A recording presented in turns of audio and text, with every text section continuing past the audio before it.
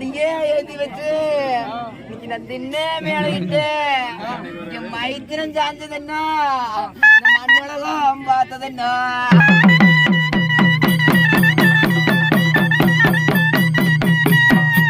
அண்ணா நீ ஆடை கட்டி தோல் உரிச்சு நீ அடிச்ச மத்தாலும் என் செவிய கிழிக்குதுன்னா சேதி வந்து கேக்குதுன்னா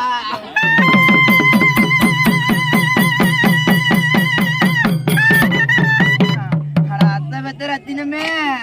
எங்க ஆறாம் பத்து சாம்புகா இன்னைக்கு நீ வந்த தடம் எங்க இன்னைக்கு வாடா மல்லி பூத்ததண்ணா நீ போன தடமெல்லாம் அது பொன்னால விளைஞ்சதண்ணா